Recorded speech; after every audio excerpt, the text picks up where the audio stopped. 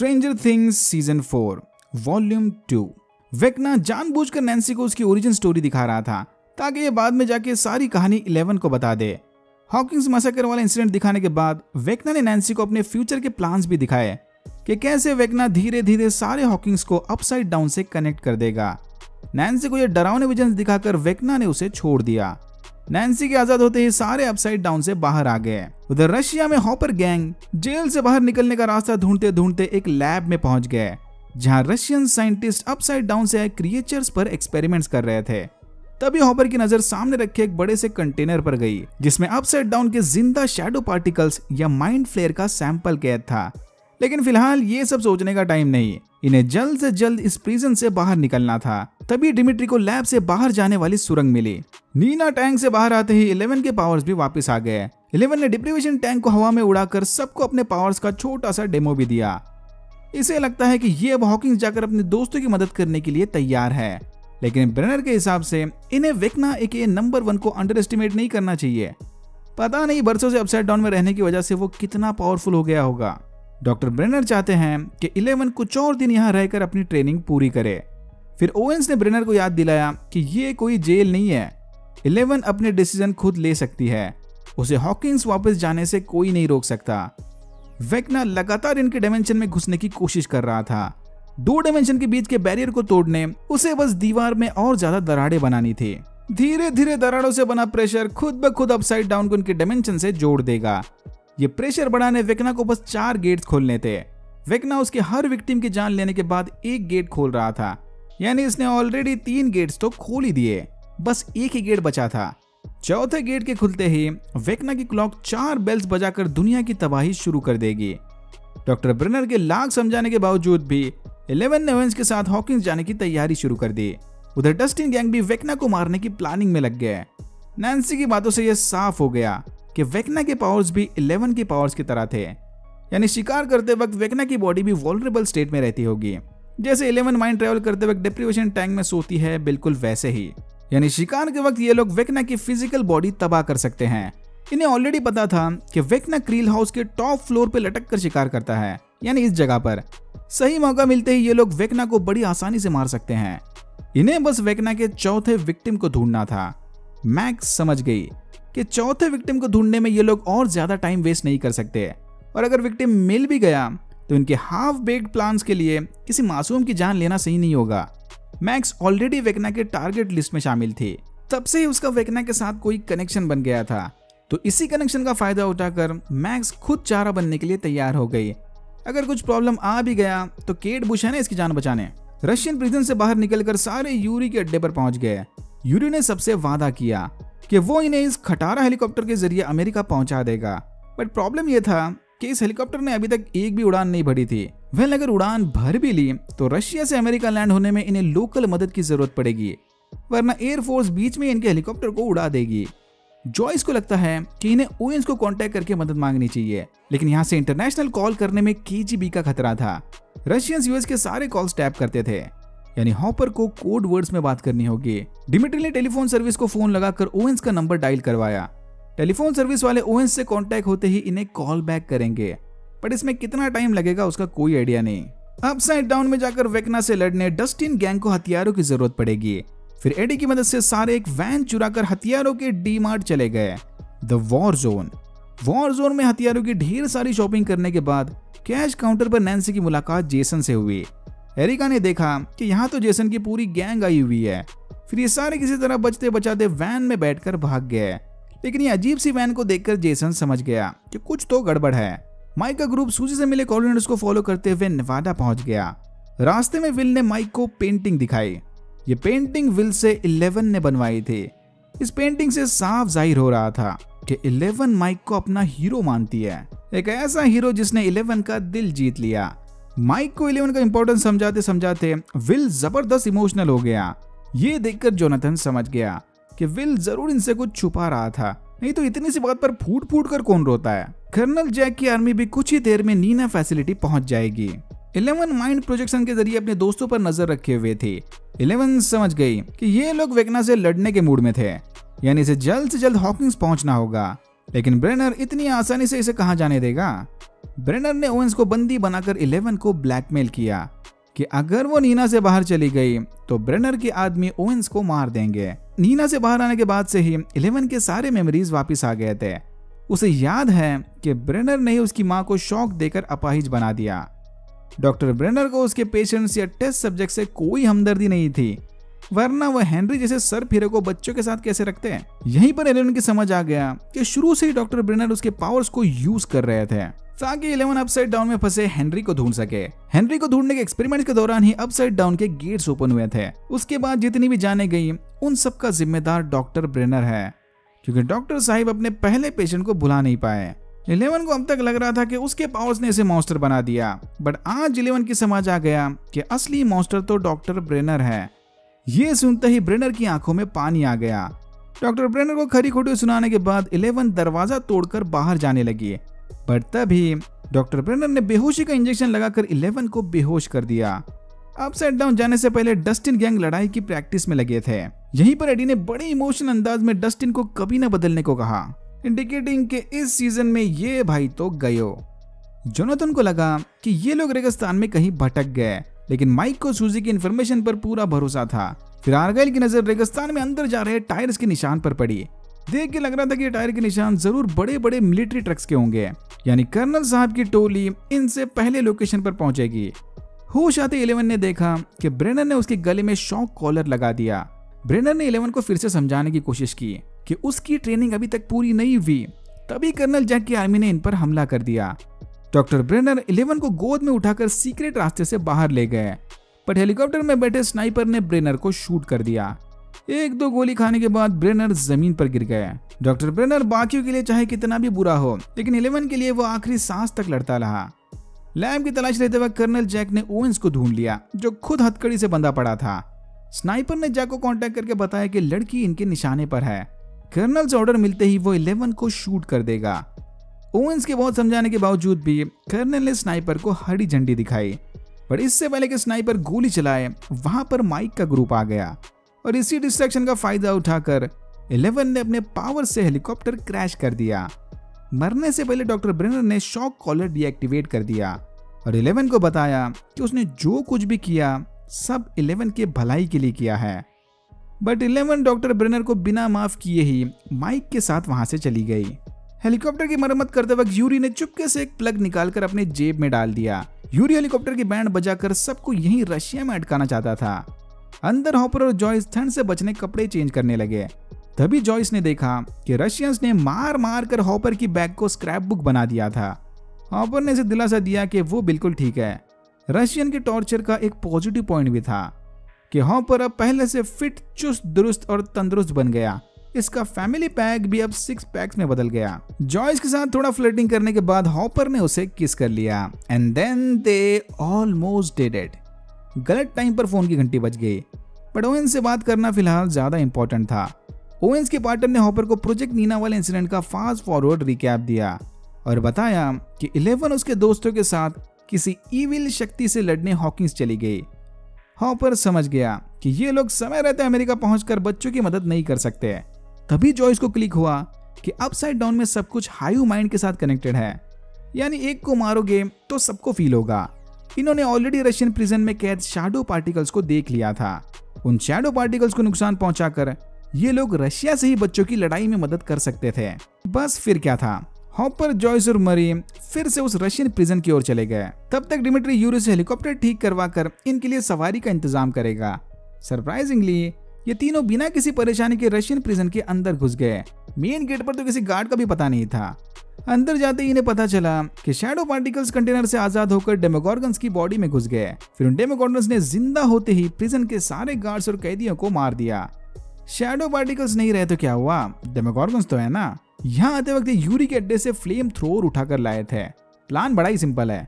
Hopper खुद चारा बनकर डेमोगॉर्गन्स को जेल के मेन अरीना में लेकर आएगा। जॉयस कंट्रोल रूम से सारे गेट्स बंद कर देगी और बाद में मरी फ्लेम थ्रोअर से सारे डेमोगॉर्गन्स को भून डालेगा। हॉपर को बस एक डेमोगॉर्गन का ध्यान अपनी ओर खींचना था। हाइव माइंड की वजह से बाकी सारे भी उसके पीछे पीछे आ जाएंगे। उधर डस्टिन गैंग ने वेक्ना को मारने के लिए 4 फेज वाला प्लान बनाया। फेज 1, एरिका घर के बाहर जाकर मैक्स और लूकस को सिग्नल देगी। फेज 2 में मैक्स खुद चारा बनकर वेकना का ध्यान अपनी ओर खींचेगी। फेज 3 में डस्टिन और एडी गिटार बजाकर डेमो बैट्स का ध्यान भटकाएंगे ताकि क्रील हाउस में वेकना बिना प्रोटेक्शन का अकेला रहे। फेज 4 वेकना जब मैक्स का शिकार कर रहा होगा तब स्टीव, नैन्सी और रॉबिन अपसाइड डाउन वाले क्रील हाउस में घुसकर वेकना की फिजिकल बॉडी जला देंगे। प्लान को 2-3 बार रिपीट करने के बाद पांचों एडी के टेलर से अपसाइड डाउन में चले गए। स्टीव ने डस्टिन और एडी को चेतावनी दी कि इनका काम बस डिस्ट्रैक्शन पैदा करना है, चाहे कुछ भी हो जाए अपनी जान जोखिम में डालकर हीरो बनने की गलती मत करना। अपसाइड डाउन के बाहर मैक्स, लूकस और एरिका क्रील हाउस में चले गए। क्रील हाउस में लैम्प लेकर थोड़ा घूमने के बाद आखिरकार एरिका ने वेकना को ढूंढ लिया। फेज 1 के शुरू होते ही एरिका ने बाहर जाकर सबको खबर कर दी। मैक्स वॉकमैन साइड में रखकर वेकना से बात करने लगी, पर देख के लग रहा था कि वेकना उसे इग्नोर कर रहा था। फिर वेकना का ध्यान खींचने मैक्स उसे अपनी डार्क रियलिटी बताने लगी। बचपन से ही मैक्स बिली से नफरत करती थी। वो हर रात प्रे करती थी कि बिली के साथ कुछ बुरा हो जाए। जिस दिन शैडो मॉन्स्टर ने बिली को मार दिया उस दिन भी मैक्स को ज्यादा बुरा नहीं लगा। वो तो बस साइड में खड़ी तमाशा देख रही थी। बिली की मौत के बाद से ही ये डार्क थॉट्स मैक्स के दिमाग में घूम रहे थे। वो अपने आप को माफ नहीं कर पा रही, इसीलिए मैक्स वापस वेकना के पास चली आई ताकि वो उसे मारकर मैक्स को मुक्ति दिला दे। ये सुनते ही वेकना ने मैक्स को वश में कर लिया। वेकना लूकस का रूप लेकर मैक्स को परेशान कर रहा था, बट मैक्स समझ गई कि ये लूकस नहीं वेकना है। फिर इससे पीछा छुड़ाने मैक्स उसके हैप्पी मेमोरीज के बारे में सोचने लगी। मैक्स किसी तरह दिमाग पर फोकस करके सीजन 2 के स्नोबॉल डांस वाली मेमोरी में पहुंच गई। मैक्स को लगा था कि वो यहाँ वेकना से छुप पाएगी, बट इधर आने के कुछ देर बाद ही वेकना ने इसे ढूंढ लिया। मैक्स को ट्रांस स्टेट में देखकर लूकस ने एरिका को सिग्नल भेजकर बताया कि इन्हें जल्द से जल्द फेज 3 स्टार्ट करना होगा। डेमो बैट्स का ध्यान भटकाने एडी ट्रेलर के ऊपर चढ़कर गिटार बजाने लगा, फुल ऑन मेटालिका मोड में। इनका प्लान काम कर गया। गिटार की आवाज सुनकर सारे डेमो बैट्स एडी के ट्रेलर की ओर चले गए। डेमो बैट्स के करीब आते ही एडी और डस्टिन ट्रेलर के अंदर भाग गए। इन्होंने ट्रेलर के दरवाजे खिड़कियां तो कवर कर दी थी, बट बाकी के वेंट्स कवर करना भूल गए। धीरे धीरे वो डेमो बैट्स वेंट्स के जरिए अंदर आने लगे। प्लान के मुताबिक डस्टिन समय रहते सीलिंग पर बने गेट से अपसाइड डाउन के बाहर चला गया, बट एडी जानता था कि स्टीव, नैन्सी और रॉबिन को उनका मिशन पूरा करने और टाइम की जरूरत है। अगर डेमो बैट्स वापस चले गए तो इनका सारा प्लान चौपट हो जाएगा। तो एडी ऊपर जाने के बजाय डेमो बैट्स का ध्यान खींचने साइकिल लेकर ट्रेलर के बाहर चला गया। डस्टिन ने चिल्लाकर उसे रोकने की कोशिश की, बट कोई फायदा नहीं था। डेमो बैट्स के दूर जाते ही स्टीव, नैन्सी और रॉबिन क्रील हाउस में घुस गए। अंदर जगह जगह हाई माइंड की जड़ें पड़ी थी। ये तीनों किसी तरह से गैप ढूंढकर सीढ़ियों से ऊपर चले गए, बट तभी क्रील हाउस जोर जोर से हिलने लगा। बैलेंस खोते ही तीनों का पैर अपसाइड डाउन के टेंटिकल्स पर पड़ा और कुछ देर बाद ही हाई माइंड ने इन तीनों को दीवार में जकड़ लिया। माइक और जोनाथन हॉकिंस जाने प्लेन का टिकट बुक कर रहे थे, बट एक भी अर्जेंट फ्लाइट अवेलेबल नहीं थी। तभी पास का बिलबोर्ड देखकर 11 को एक आइडिया आया। वो यहीं से मैक्स की मदद कर सकती है। 11 पहले मैक्स के दिमाग में घुसेगी और फिर वहां से वेकना के दिमाग को एक्सेस करेगी, पिगी बैकिंग। बट इस काम के लिए इन्हें काम चलाओ डेप्रिवेशन टैंक की जरूरत पड़ेगी। बस कहीं से एक बाथ टब और ढेर सारा नमक मिल जाए। लकीली आर्गाइल को एकदम परफेक्ट जगह मालूम थी। सर्फर बॉय पिज्जा रेस्टोरेंट की एक ब्रांच इधर नेवाडा में भी थी। पिज्जा जॉइंट पहुंचते ही वहां के एम्प्लॉय को जॉइंट का लालच दिखाकर जोनाथन ने उसे भगा दिया। फिर सारे रेस्टोरेंट के किचन में जाकर 11 के लिए सेंसरी डेप्रिवेशन टैंक बनाने लगे। पिज्जा डो फ्रीजर इस काम के लिए परफेक्ट साइज का था। जोनाथन और विल पानी में नमक घोल रहे थे, तो दूसरी तरफ माइक और 11 आर्गाइल का बनाया पाइनएप्पल पिज्जा खा रहे थे। विल कोने से इन दोनों को मजे करते हुए देख रहा था। विल का ये लोनली बिहेवियर देखकर जोनाथन ने उससे वादा किया कि चाहे कुछ भी हो जाए वो हमेशा इसके साथ है। ये सुनते ही विल ने इमोशनल होकर जोनाथन को गले लगा लिया, बट विल ने उसे कुछ नहीं बताया। लगता है अगले सीजन तक वेट करना पड़ेगा। नमक के घुलते ही 11 माइक के बनाए शेड्स पहनकर टैंक में उतर गई। ये सब पैरेलली फेज 2 के साथ चल रहा था, जब लूकस और मैक्स क्रील हाउस में वेकना को ढूंढ रहे थे। वेकना के वश में आते ही 11 फौरन मैक्स के दिमाग में घुस गई। 11 मैक्स की किसी बचपन वाली मेमोरी में पहुंची थी। 11 लगातार हर एक चीज की खबर बाहर विल और माइक को दे रही थी। फिर विल के कहने पर 11 माइंड फ्लेयर के संकेत ढूंढने लगी। तभी 11 का ध्यान गया कि इस मेमोरी में कुछ तो अजीब है। मैक्स के बचपन वाली मेमोरी में इसने स्नोबॉल डांस की डीजे कंसोल को देखा। तभी ऊपर आसमान पर लाल बिजली कड़कने लगी 11 समझ गई कि वेक्ना पास ही में कहीं होगा। जेसन गैंग को खबर मिली कि हेलफायर क्लब क्रील हाउस में छुपे हुए हैं। वह फौरन बंदूक उठाकर इनसे निपटने चला गया। क्रील हाउस में घुसते ही जेसन ने देखा कि मैक्स ट्रांस स्टेट में बैठी थी। इसने फौरन लूकस को बंदूक दिखाकर मैक्स को होश में लाने के लिए कहा। लूकस की वेक्ना वाली स्टोरी जेसन को हजम नहीं हुई। लूकस ने किसी तरह जेसन की बंदूक गिरा दी और फिर इन दोनों के बीच लड़ाई छिड़ गई। इसी हाथापाई में जेसन ने मैक्स का वॉकमैन तोड़ दिया। सत्यानाश। वेक्ना मैक्स को ढूंढकर मारने ही वाला था कि तभी वहां पर 11 आ गए। पहले राउंड में 11 ने बड़ी आसानी से वेक्ना को हरा दिया, लेकिन सेकंड राउंड में वेक्ना इस पर भारी पड़ने लगा। वेक्ना 11 और मैक्स दोनों को उसके डार्क मेमोरीज वाले क्रील हाउस ले गया, जहां पर इसने बाकी विक्टिम्स को ट्रॉफीज की तरह रखा था। वेक्ना ने 11 को बताया कि वो उसे इतनी आसानी से नहीं मारने वाला। 11 यहीं पर अटके अपने दोस्तों को मरता और हॉकिंग्स को जलता देखेगी। 11 ने वेक्ना को समझाने की कोशिश की कि डॉक्टर ब्रेनर की वजह से उसकी ये हालत है। डॉक्टर ब्रेनर अब नहीं रहे। नंबर 1 अगर चाहे तो सब कुछ अभी रोक सकता है।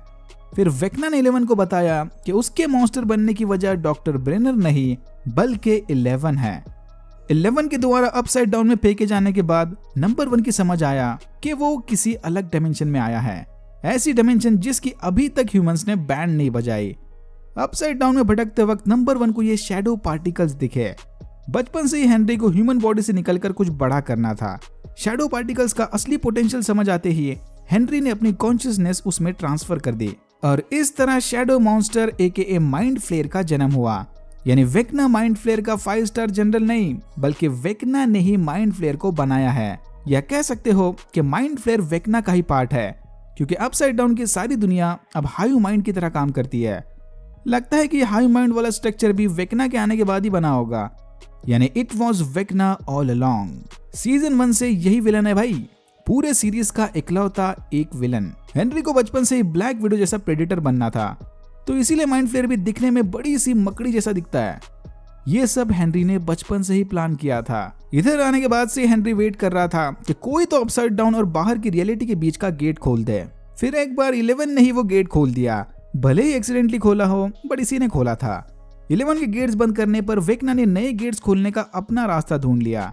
जब माइंड फ्लेयर ने 11 के साथ कांटेक्ट किया था, तब वेक्ना को इसका आइडिया आया, यानी इसके लिए भी 11 को ही थैंक्स बोलना पड़ेगा।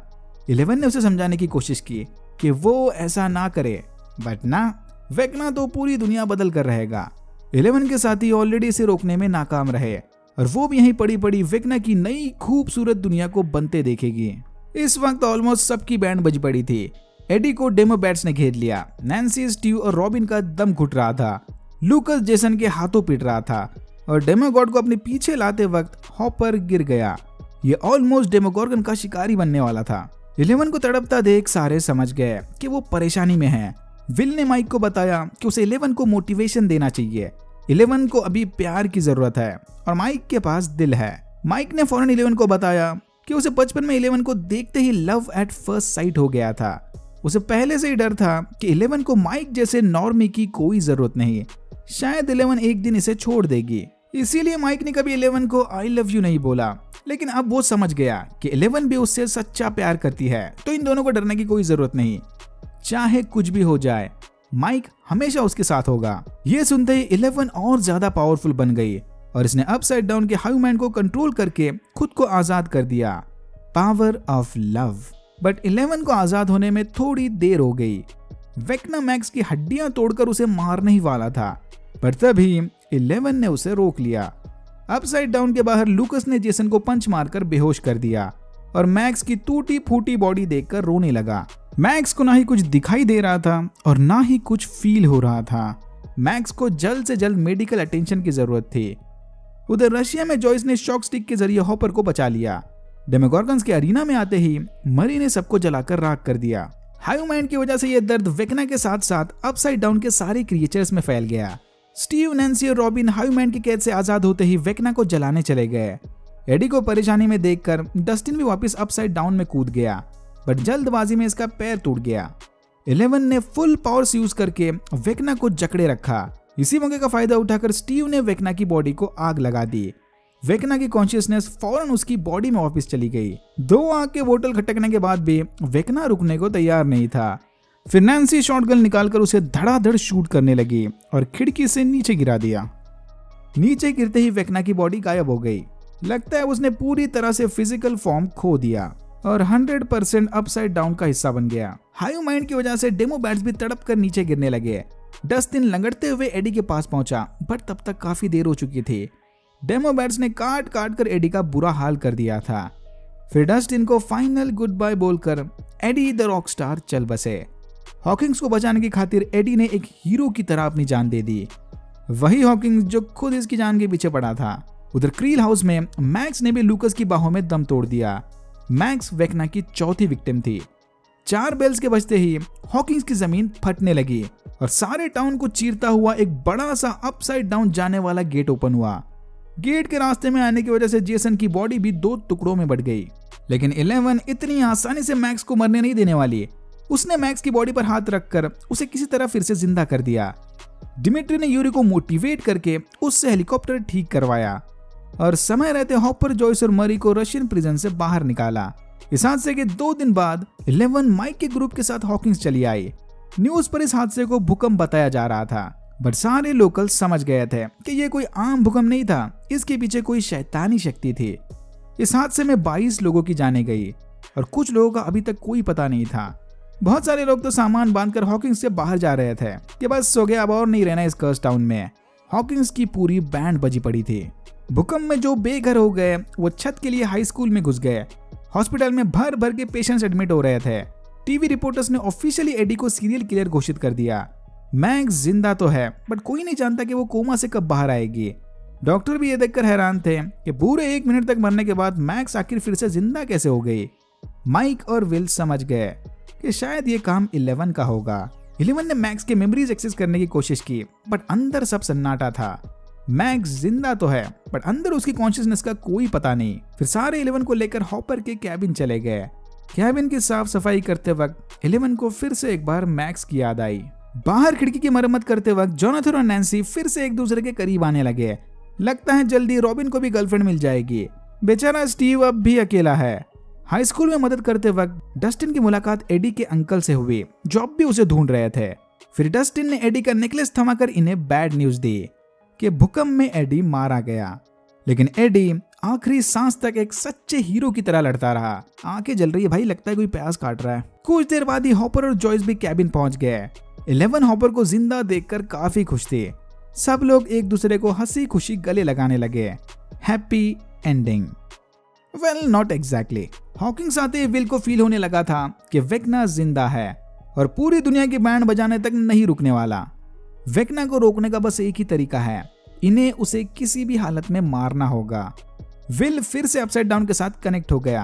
अब तो हॉकिंग्स में एक बड़ा सा गेट भी खुल गया, यानी कनेक्शन और स्ट्रांग हो जाएगा। फिर सबने देखा कि अचानक आसमान से डस्ट पार्टिकल्स गिरने लगे, बिल्कुल वैसे ही पार्टिकल्स जो अपसाइड डाउन में हुआ करते थे।